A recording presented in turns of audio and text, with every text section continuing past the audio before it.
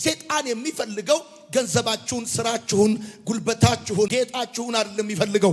ሰይጣን የሚፈልገው በዋነኛነት ልባችሁን ነው። በቤታችን ውስጥ፣ በትዳራችን ውስጥ፣ በስራችን ውስጥ ያሉ ችግሮች ዋነኛ ምንጫቸው ልባችን ነው። ልባችሁ መሸከም ከሚችለው በላይ ሰክሰስፉል መሆን አትችሉ። ትምህርትን አንብበህ ታመጣዋለህ፣ ልብን ግን አንብበህ አታመጣው። በጣም ቤዚክ ጉዳይ ለሰክሰስ ልብ ነው።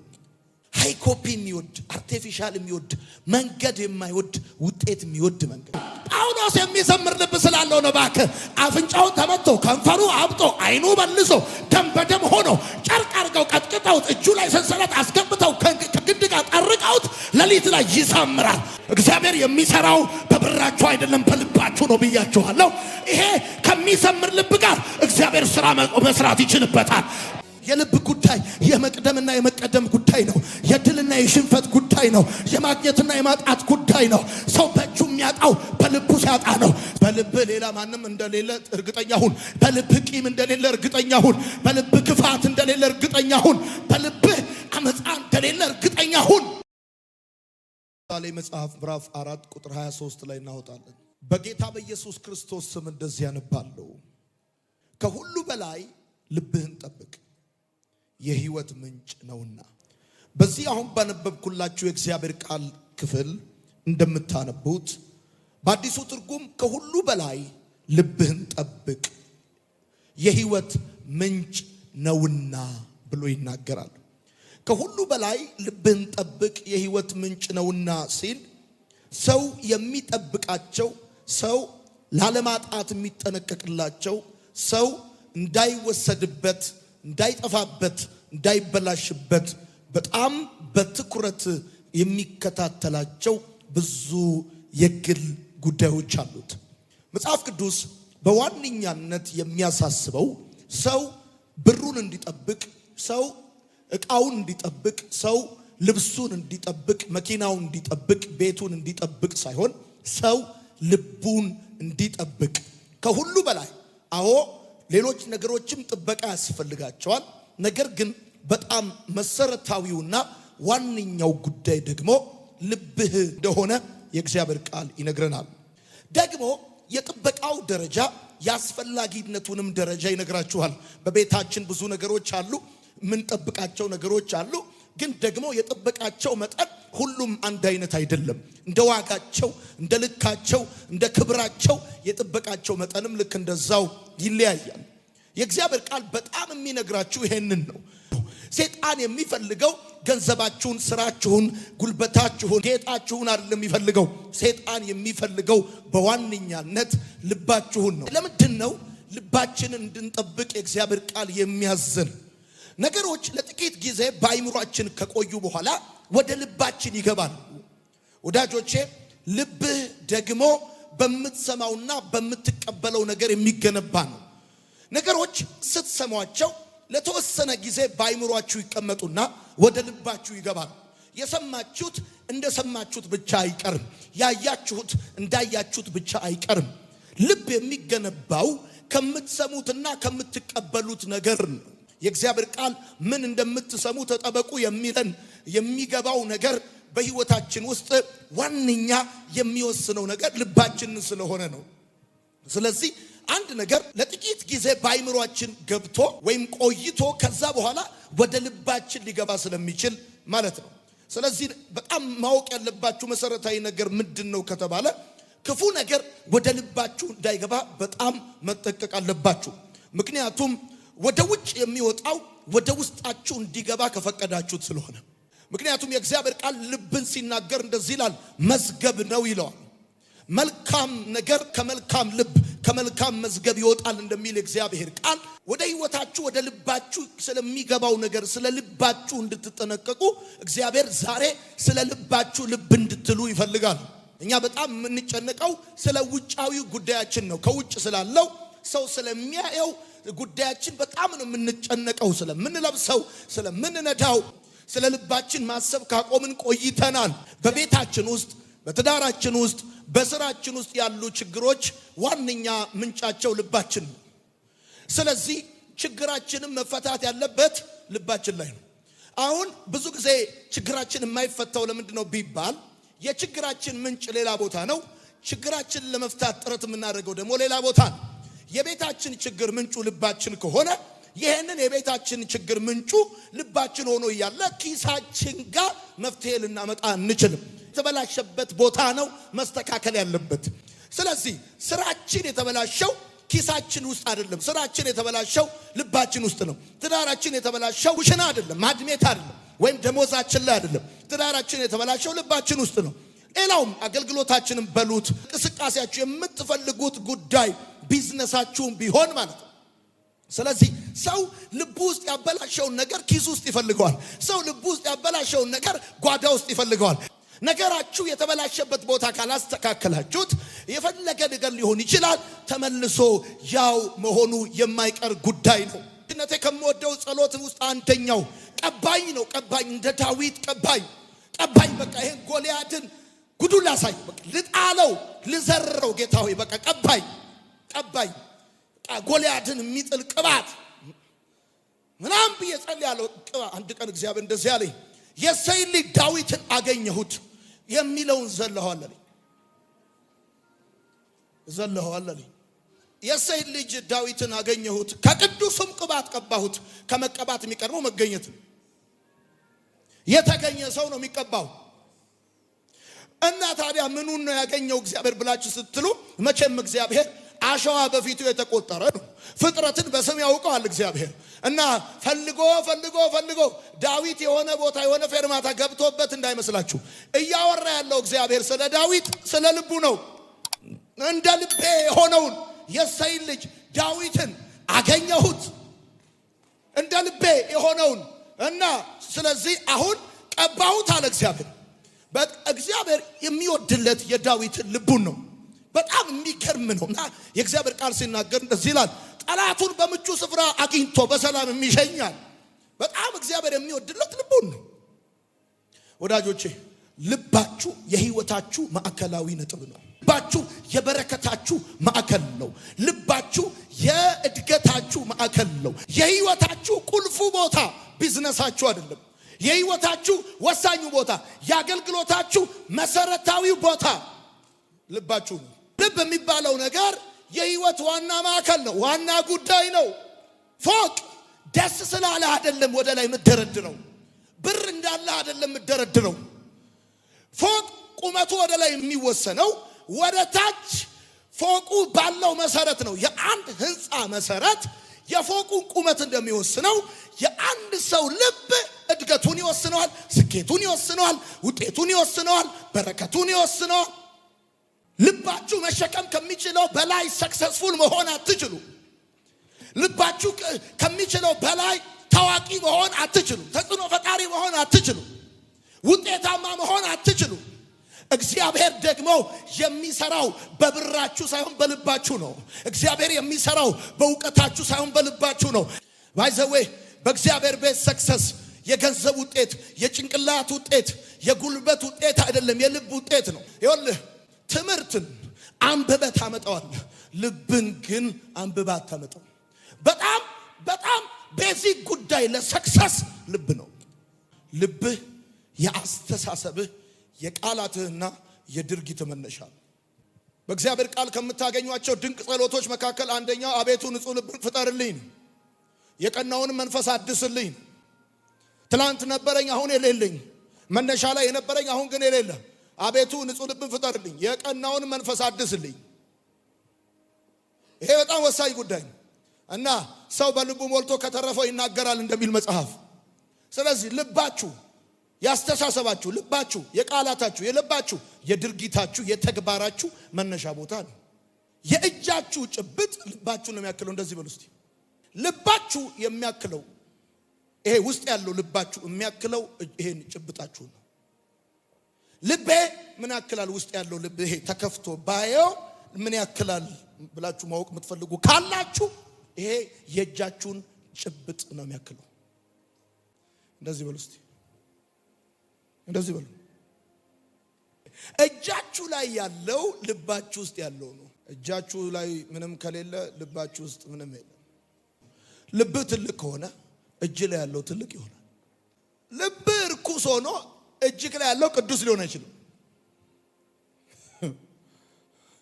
ልብ ውስጥ ያለው ርካሽ ሆኖ እጅግ ላይ ያለው ውድ ሊሆን አይችልም። ልብክ ላይ ያለው ዋጋ ነው እጅግ ላይ ገንዘብ የሚሆነው። ሰው በምንም ተአምር በልቡ ገዳይ ሆኖ በእጁ አዳኝ ሊሆን አይችልም። ሰው በምንም ተአምር በልቡ ነጣቂ ሆኖ በእጁ ሰጪ ሊሆን አይችልም። መጽሐፍ ሲናገር ሰው በመኝታው ላይ ያስባል፣ ሲነቃ ኃይል የሱ ነውና ወጥቶ ያደርገዋል። አለቀ።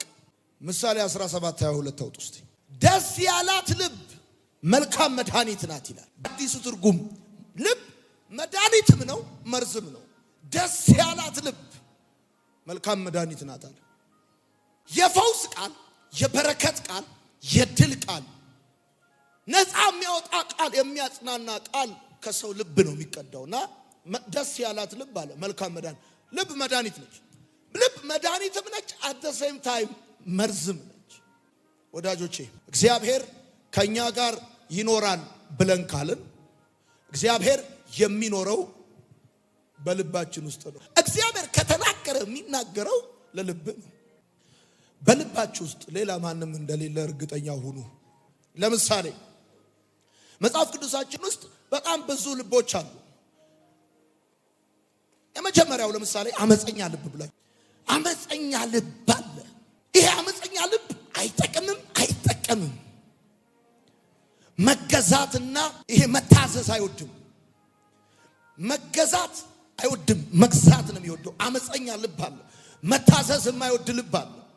አመፅ ቀስቃሽ የሆነ ጸጥ ሲል ዝም ብሎ የሚደብረው፣ ዝም ሲል የሚደብረው፣ ሲበጠበጥ ሲታወክ ሲተራመስ ደስ የሚለው አመፀኛ ልብ አለ።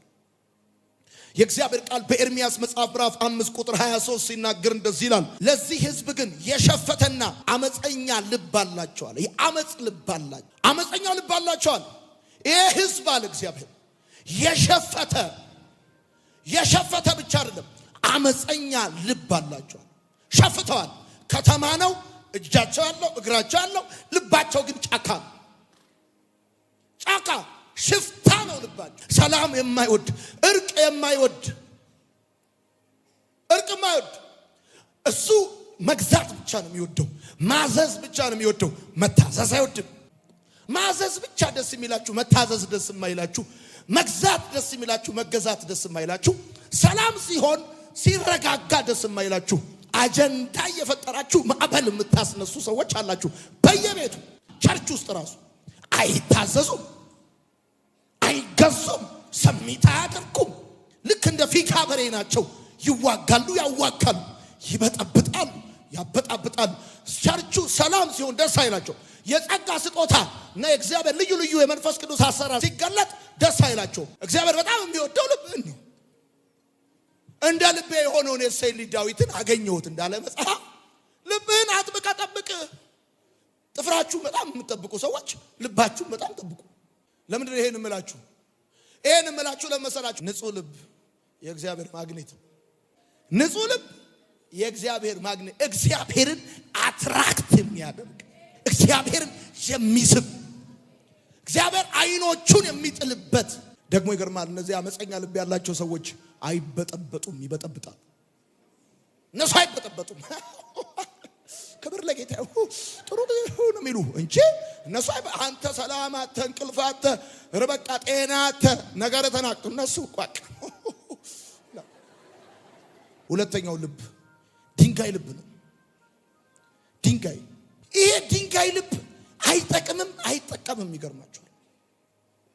ምላሽ የማይሰጥ ልብ ማለት ነው። ድንጋይ ልብ ማለት ምላሽ የማይሰጥ አይ ላቭ ዩ ሶ ማች ብትለው አይ ላቭ ዩ ቶይል አም ሶሪ ብትለው ምንም ምላሽ አይሰጥም። ይገርማል። ክንችር ያለ ከሸሮ አይታችሁ አታውቁም? ሰርግ ቤትም አይዘፍንም፣ ለቅሶ ቤትም አያለቅስም።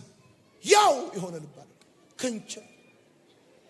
ለፍቅር ምላሽ አይሰጥ፣ ለቁጣ ምላሽ አይሰጥ፣ ለምንም ነገር ምላሽ አይሰጥም። ምንም ነገር የማይሞቀው የማይበርደው ልብ፣ ከራሱ ውጪ ለሌላው ቦታ የሌለው ልብ ማለት ነው ድንጋይ ልብ ማለት። እሱ ከተቀመጠ፣ እሱ ከበላ እሱ ከጠጣ ሌላ እሱ ከለበሰ ሌላው ቢበርደው ሌላው ቢርባው ሌላው ቢከፋው እሱ ከሳቀ ሌላው ቢያለቅስ ጉዳዩ ያልሆነ ልብ ድንጋይ ልብ እግዚአብሔር እንደዚህ ያለ በሕዝቅኤል መጽሐፍ ምዕራፍ 11 ቁጥር 9 ከስጋችሁ ውስጥ የድንጋይ ልብ አወጣለሁ። የድንጋይ ልብ ምናልባት ሐኪም የሰው ልብ ቼክ ቢያደርግ እግዚአብሔር ማዳመጫውን ይዞ መጥቶ እግዚአብሔር የማያየውን ሲቲ ስካኑ ምናምን ይዞ መጥቶ ሲያይ አንደኛ የሚያገኘው ኮብልስቶን ልብ ነው። ከስጋቸው ውስጥ አለ የድንጋይ ልብ አወጣለሁ። ምላሽ የማይሰጥ ልብ ምላሽ ስጡ እንጂ ለፍቅር ምላሽ ስጡ፣ ምላሽ ስጡ። ሶስተኛው የማያምን ልብ ደግሞ አለ። ይሄ የማያምን ልብ ይገርማቸዋል በጥያቄ የተሞላ ልብ ነው። በቃ ፉል ኦፍ ኩዌሽን በጥያቄ የተሞላ ነው። በጣም ተጠራጣሪ ልብ አለ። በቃ ክፉ ልብ፣ እውነትን የሚጠላ ልብ አለ። የማያምን ልብ በዕብራውያን መጽሐፍ ምዕራፍ 3 ቁጥር 12 የእግዚአብሔር ቃል ሲናገር እንደዚህ ይላል፣ ክፉና የማያምን ልብ በእናንተ በአንዳችሁ እንዳይኖር ተጠንቀቁ ይላል። አሁን ብዙ ሰው አባቱን አያምንም፣ እናቱን አያምንም፣ ጓደኛውን አያምንም፣ ቤተሰቡን አያምንም። የማያምን ልብ ጥያቄ ብቻ የሆነ ልብ። አራተኛ የአውሬ ልብ ደግሞ አለ።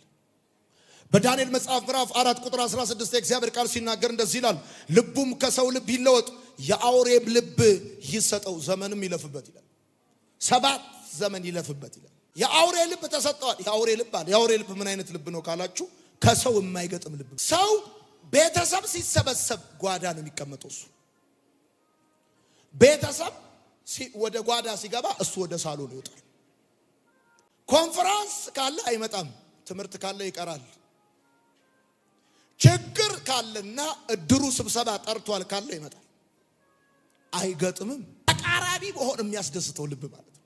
ተቃራኒ፣ ከሰው ተቃራኒ፣ ከእናቱ ተቃራኒ፣ ከአባቱ ተቃራኒ፣ ከእህቱ ተቃራኒ። አትቃም ካሉት ደስ አይለውም ይቅማል። አትጠጣ ካሉት ደስ አይለውም ይጠጣል። ተቃራኒ መሆን የሚያስደስት ኳይር ውስጥ ተቃራኒ መሆን የሚያስደስታቸው ሰዎች አሉ። አምስተኛ ቂመኛ ልብ አለ። ደግሞ ቂመኛ ልብ፣ እንዲህ አይነት ልብ አይጠቅምም፣ አይጠቅምም። ቂመኛ ይቅር የማይል ልብ፣ ቀን የሚጠብቅ ልብ አለ። ቀን የሚጠብቅ እንደ ተደረገበት ሊያደርግ ለበቀል ቀን የሚጠብቅ ልብ አለ። እግዚአብሔር የሚጸየፈው ልብ ቂመኛ ልብ። መጽሐፍ ቅዱስ በማቴዎስ ወንጌል መጽሐፍ ምዕራፍ 18 ቁጥር 35 ሲናገር እንደዚህ ይላል፣ ከልቡ ይቅር ባይል ይላል። ማለት ፕሪቴንድ የሚያደርግ ይቅር የማይል ልብ አለ። ቂመኛ ልብ አለ። ቂመኛ አንተ እኮ ረስተዋል እኮ ጉዳዩ፣ እሱ አይረሳም። ስድስተኛ የሳተ ልብ ደግሞ አለ። በቃ ይሄ የሳተ በዘዳግም መጽሐፍ ምዕራፍ 11 ቁጥር 16 ላይ እግዚአብሔር ቃል ሲናገር እንደዚህ ይላል፣ ልባችሁ እንዳይስት ፈቀቅ እንዳትሉ ይላል። በቃ ልባችሁ እንዳይስት። የሳተ ልብ አለ ደግሞ የሳተ ፈቀቅ እንዳትሉ፣ ሌሎች አማልክትን እንዳታመልኩ እንዳትሰግዱላቸው ማለት ልባችሁ እንዳይስት የሳተ ልብ አለ። ውሸት የሚወድ ልብ ነው ደግሞ ይሄ። ኦሪጂናል ነገር የሚጠላ ሃይ ኮፒ የሚወድ አርቲፊሻል የሚወድ መንገድ የማይወድ ውጤት የሚወድ መንገድ። የሳተ ልብ ማለት በጨረታው የማይገደድ ማለት ነው። አንዳንድ ማስታወቂያ ላይ በቴሌቪዥን ጨረታ፣ የተሽከርካሪ መኪኖች ጨረታ ይልና መጨረሻ ላይ እንደዚህ ይላል፣ ድርጅቱ ግን በጨረታው አይገደድም፣ ሐሳቡን ሊቀይር ይችላል። ይሄ የሳተ ልብ ማለት ሐሳቡን ሊቀይር የሚችል ልብ ማለት ነው። መጣለው ብሎ ሐሳቡን ሊቀይር ይችላል ምክንያት ባይኖረው። ሰባተኛና የመጨረሻው የቆሰለ ልብ ነው። ቁስለኛ ልብ ደግሞ አለ። ይሄ የቆሰለ ልብ አይጠቅምም አይጠቀምም ባይዘው ቁስለኛ ልብ አለ። በቃ እንደው ዝም ብሎ ቁስለኛ ልብ አለ። ይሄ ልብ የተጠቃ ልብ ነው። ዝም ብሎ የሚሰቃይ ልብ አለ። ደግሞ የተጠቃ ልብ አለ፣ የሚሰቃይ ልብ። በመዝሙር 109 ቁጥር 22 እንደዚህ ይላል፣ ልቤም በውስጤ ቆስሏል ይላል። ልቤ በውስጤ ቆስሏል። ልክ ይሄ ዝም ብሎ ዝም ይል ሰው ታውቃለህ? የቆሰለ ልብ ያለው ነው። በቃ ቁስል አካባቢ ዝም እንደማይጠፋ ዝም የቆሰለ ልብ አለ። የቆሰለ ልብ ማለት ህመሙን የሚያስታምም ዝም ብሎ ቁስሉን የሚያስታምም የቆሰለ አንዳንድ ሰው አይታችኋል። ቁስሉን ዳርዳሩን ሲያከው ደስ ይለዋል። እንደዚህ አይነት ልብ ማለት እግዚአብሔር የሚወደውና እግዚአብሔር የሚጠቀምበት እግዚአብሔር የሚሰራበት ልብ ምን አይነት ልብ እንደሆነ ልንገር። የሚዘምር ልብ ነው። በኤፌሶን መጽሐፍ ምዕራፍ 5 ቁጥር 19 ሲናገር ለጌታ በልባችሁ ተቀኙ ዘምሩለት ይላል።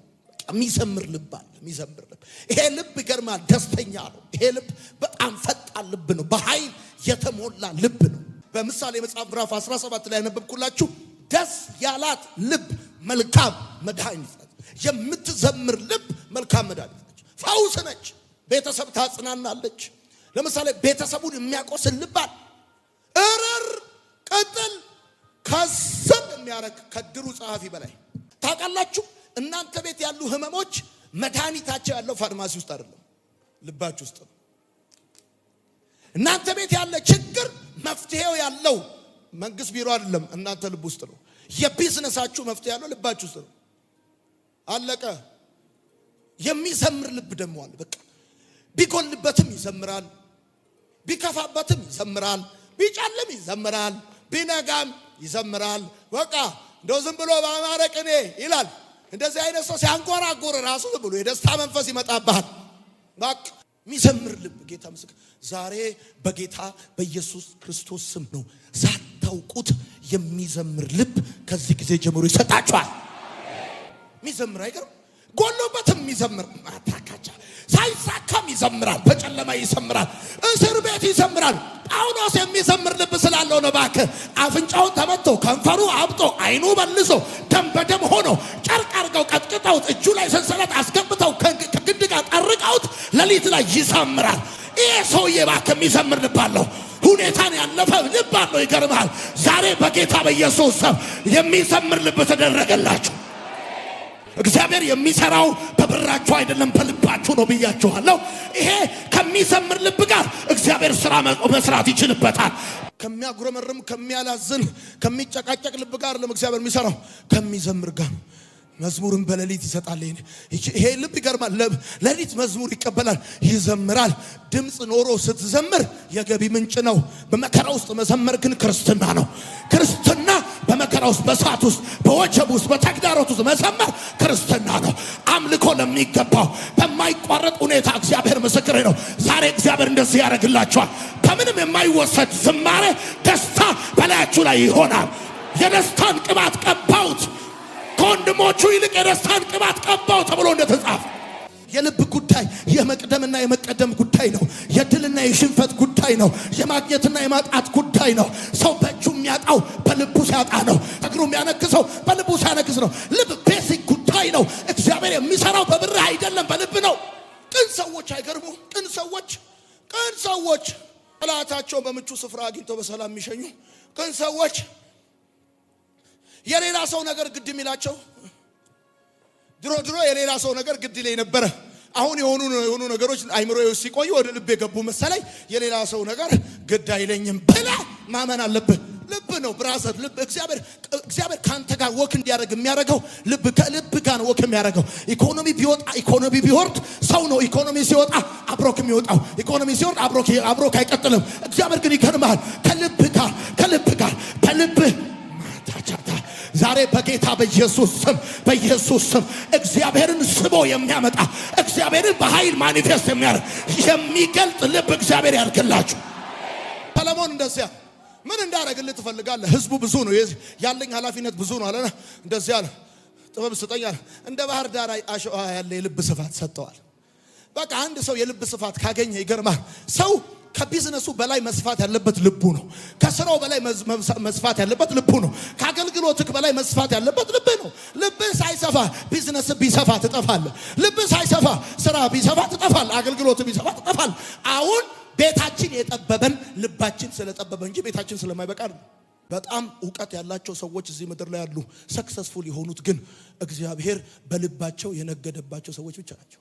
የሚዘምር ልብ ላይ እየተገፋ የሚዘምር ልብ እየተገፋ ፊት እየነሱ እንደሆነ እኮ ታውቃለህ እኮ። ፊት እየነሱ እንደሆነ እያወቅ አንተ ግን ይቀርባል። በቃ እየዘመርክ እያቀፍክ እንደሞ እግዚአብሔር እንደዚህ አይነት ሰው ደግሞ እንዲህ አይነት ልብ ያለው ሰው ደግሞ ፕሮሞት ያደርገዋል። እግዚአብሔር ፕሮሞት ያደርገዋል። አይቆምም፣ አንድ ቦታ አይቀርም። ያስቀጥለዋል እግዚአብሔር፣ ያስከደዋል እግዚአብሔር፣ ከፍ ያደርገዋል እግዚአብሔር። ምስኪኑን ካፈር ከትቢያ የሚያነሳ እስቲ በደንብ አድርጋችሁ አሜን ባሉ። በልብ ሌላ ማንም እንደሌለ እርግጠኛ ሁን። በልብ ቂም እንደሌለ እርግጠኛ ሁን። በልብ ክፋት እንደሌለ እርግጠኛ ሁን።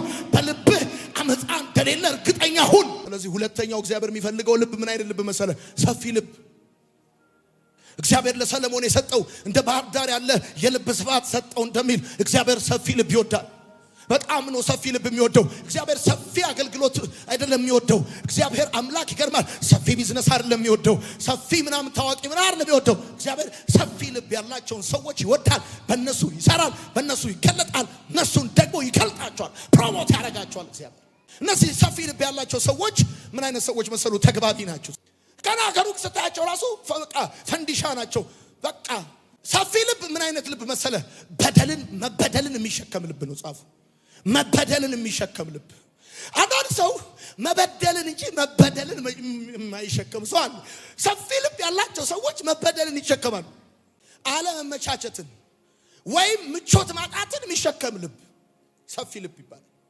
ደግሞ ሰፊ ልብ ያላቸው ሰዎች ምቾትን ራሱ መሸከም ይችላሉ። በጣም ብዙ ኢትዮጵያዊ ችግርን መሸከም አይደለም ችግሩ፣ ምቾትን መሸከም ነው ችግሩ። እግዚአብሔር በጣም የሚወደው ልብ መዋረድን የሚሸከም ልብ ነው። መዋረድን የሚሸከም አሁን አንድ ሰው ቢሞት ይሻላል።